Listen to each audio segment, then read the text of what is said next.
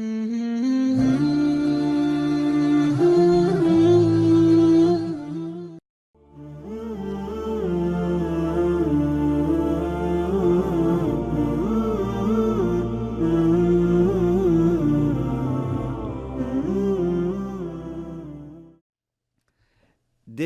third argument, I give you a summary of the third argument so that your mind is ready, and inshallah then we can develop it further. The third argument is what in the West is known as cosmological argument, and in Islamic theology it's known as burhanul wujub wal imkan. Al wujub wal imkan, necessity and contingency. Everything with respect to a quality can have one of the three possible relations. For example, imagine you have a proposition, subject and predicate. Okay? Like when you say a snow is white, a snow is subject, is mawdhu, and white is predicate, is mahmul. Okay? الثلج أبيض. The relation between white and snow is either necessity or is contingency or it is impossibleness. One of the three. Any subject and predicate. Either the subject necessarily has that predicate, or it is impossible to have it, it means it necessarily doesn't have it, or none of the having and non-having is necessary, it's contingency, it's imkan. Okay, so we have darurat, necessity, we have imtina', which is impossibleness, and we have imkan, which is contingence. I don't say possible because possible is less than contingence. Who knows what is the difference between possible and between contingency? When you say something is possible or contingent. When you say something is possible, it means it is not impossible, but whether it is necessary or not doesn't say anything. Yeah? For example, existence of God, is it possible or not? Yes, it's possible. But at the same time, it is necessary. So if you want to say something is possible and not necessary, you say contingent.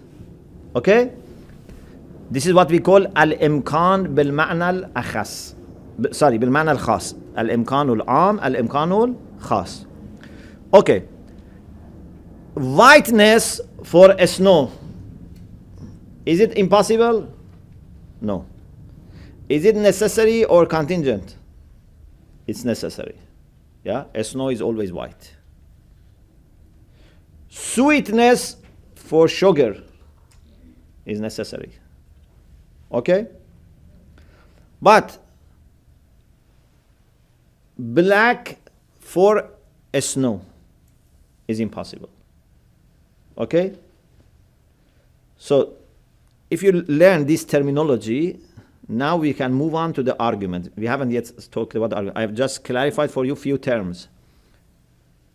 Necessity, zarura, imtina, which means to be impossible, and imkan, which means to be contingent. Okay. Now, when we consider the relation between things and wujud, being, existence, okay? Everything that you see, everything around, everything you can think about it, okay? With respect to existence, it can have three possibilities. Either it cannot exist, it's impossible. Like, for example, contradiction cannot exist. Something to be there and at the same time not to be there. It's impossible. Something to be, for example, white and at the same time being not white cannot exist. Okay?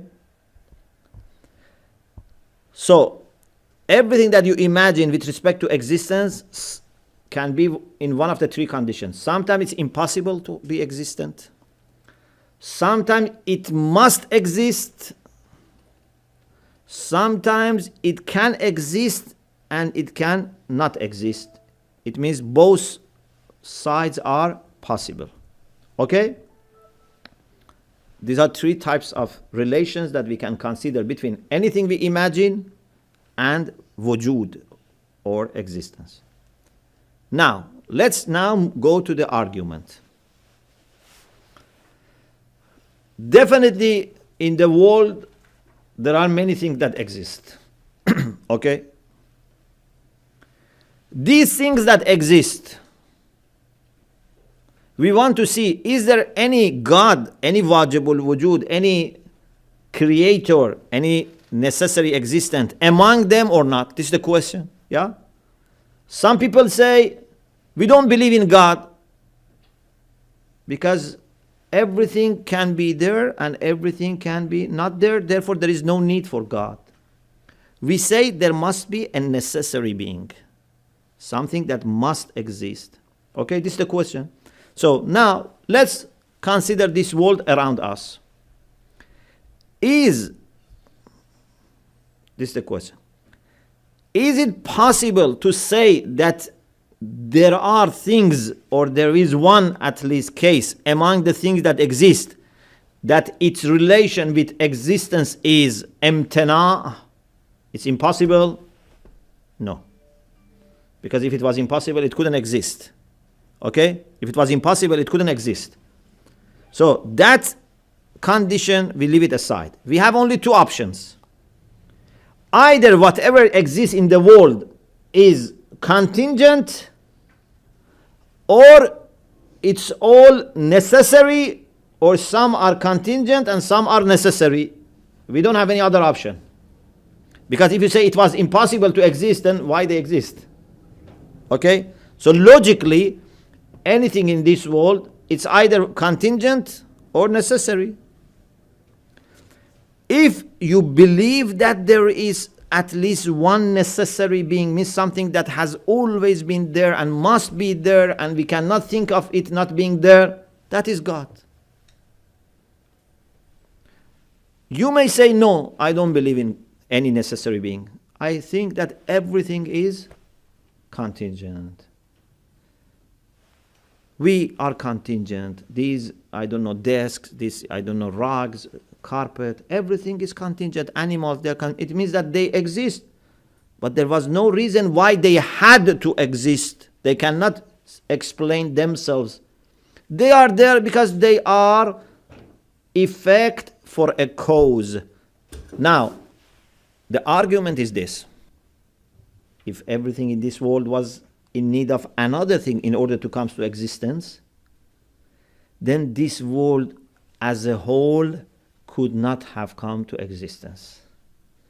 There must be at least one being there which doesn't depend on another thing, which is uncaused cause. Because if everything depends on another thing, and the other thing depends on another thing, and the other depends on another thing, then we would never reach a point that we can have anything.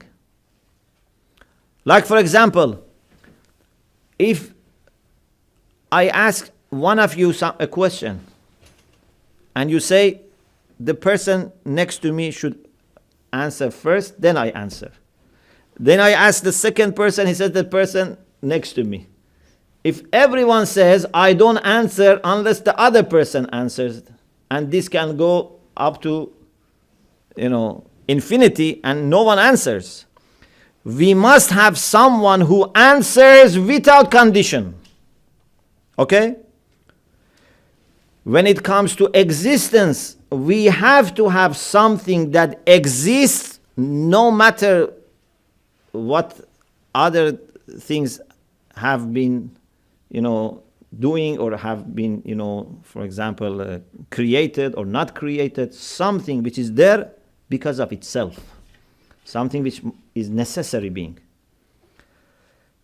So, the cosmological argument, which is purely intellectual argument, it doesn't depend on knowing about the world like argument from design, it doesn't need about something experiencing from inside. This is intellectual argument, says that those things that exist are either contingent or necessary. If it is necessary, that's enough. It means that we have accepted wajibul wujud, we have accepted God. If they are not necessary, we say they need something else to bring them into existence. If that is wajibul wujud, okay, that's what we wanted. If even that is not wajibul wujud, then it depends on another thing. At the end, we have to reach a point that is necessary being. Okay? If you say, what is wrong if A is created by B and B by C and C by D and D again by A? We say this is vicious circle. If A depended on B and B on C and C on D, then D cannot depend on A again.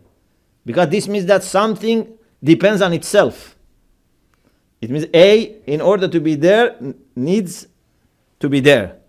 Okay? So it's contradiction. So, A cannot create itself through several things in between. And also A cannot be created by endless things that never end. You have to have something that would exist without need for anything else, and that gives existence to other things. So that is what we call uncaused cause. Illatul ilal, the cause for all the causes.